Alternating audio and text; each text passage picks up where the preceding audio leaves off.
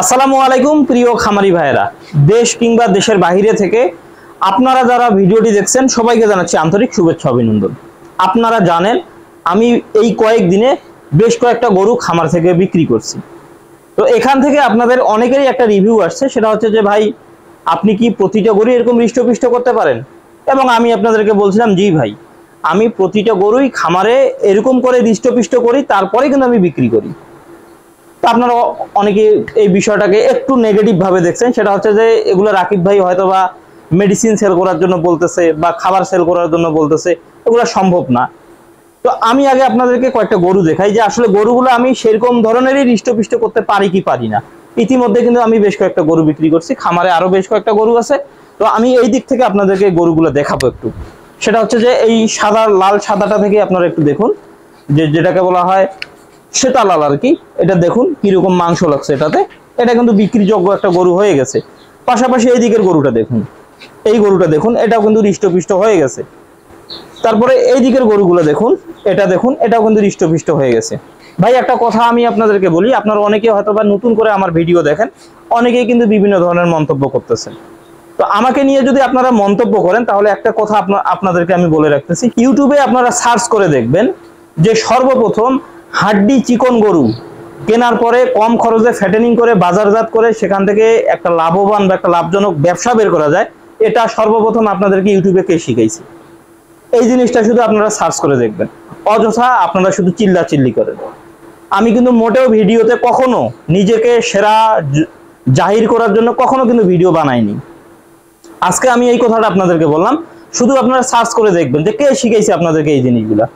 আপনারা যত হাজার হাজার ইউটিউবারের ভিডিও দেখেন না কেন, দিন শেষে আমি যে কথাগুলো বলবো দেখবেন যে এক বিন্দুতে এসে আমার কথার সঙ্গে তারা সবাই একত্রতা প্রকাশ করবে। এটাই হচ্ছে মূলত মেইন একটা বিষয়। আর একটা কথা আমি আপনাদেরকে বলি, আমার গরু আজকে কিনলাম, 15 দিন পর কিরকম হইলো, 20 দিন পর কিরকম হইলো, ভাই এই জিনিসটা আমার আসলে দেখে আপনার লাভটা কোথায়? আপনাকে ফলো করতে হবে কোন জায়গাটাতে, আমি কিভাবে গরু ফ্যাটেনিং করতেছি, কোন কাজগুলো আমি ফলো করতেছি, ঠিক আপনাকে সেটাই কিন্তু ফলো করতে হবে।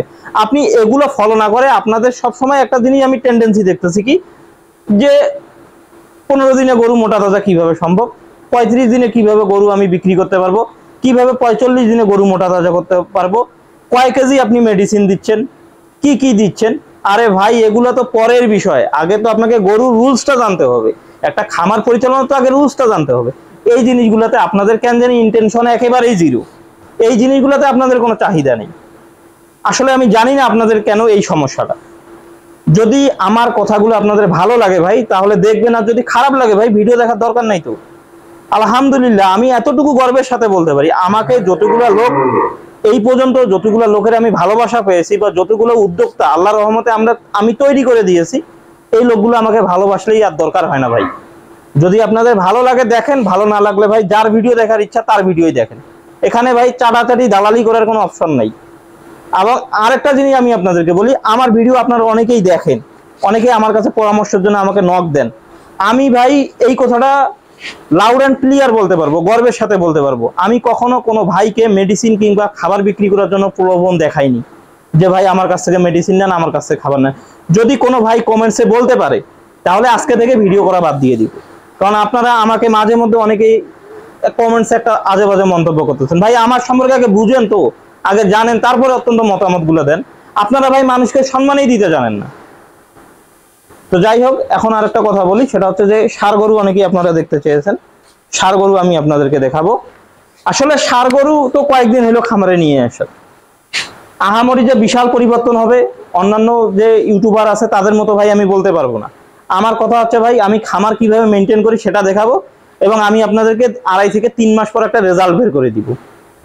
সেটা আমার গরু 30 দিনও হইতে পারে, ওটা 45 দিনও ফ্যাটেনিং হইতে পারে, সেটা 70 দিনও হইতে পারে। কিন্তু ভাই আমি চ্যালেঞ্জ দিব না যে আমার গরু 20 দিনে মোটা তাজা হবে, আমার গরু 40 দিনে মোটা তাজা হবে। আমার কথা হচ্ছে আমি খামারে আপনাকে বেসিক মৌলিক জিনিসগুলো শিখাবো, কিভাবে গরু কিনতে হবে, কিভাবে গরুর পরিচর্যা করতে হবে, কিভাবে চিকিৎসা করতে হবে, এগুলো শিখাবো। ভাই গরু আপনার অটোমেটিক্যালি 70 থেকে 80 দিনের ভিতরে বা 60 থেকে 80 দিনের ভিতরে হয়ে যাবে। এবং এবার নতুন করে যে উদ্যোগটা নিয়েছি, ষাঁড় গরুকে আমি একটা ইনজেকশন পর্যন্ত দিব না এবার, ইনশাল্লাহ সেই গরুগুলোকে আমি ফ্যাটেনিং করে ছাড়বো। এই গরুগুলো দেখুন আমি কিরকম নিয়ে আসছিলাম, আগের ভিডিওগুলো আপনারা সার্চ করে দেখবেন গরুগুলোর আসলে পরিবর্তন আমি কিরকম করছি। প্রতিটা গরুরই পরিবর্তন হয়েছে। এখানে আহামরি আসলে দাঁত বের করে করে বারে বারে একটা জিনিস আপনাদেরকে জানানোর মতো তো আমি কিছু দেখতেছি না ভাই। আমি তো আপনাদেরকে ভালো কিছু দেই, আপনারা বুঝেন না কেন? আপনারা এই জিনিসটা বুঝতে চান না কেন?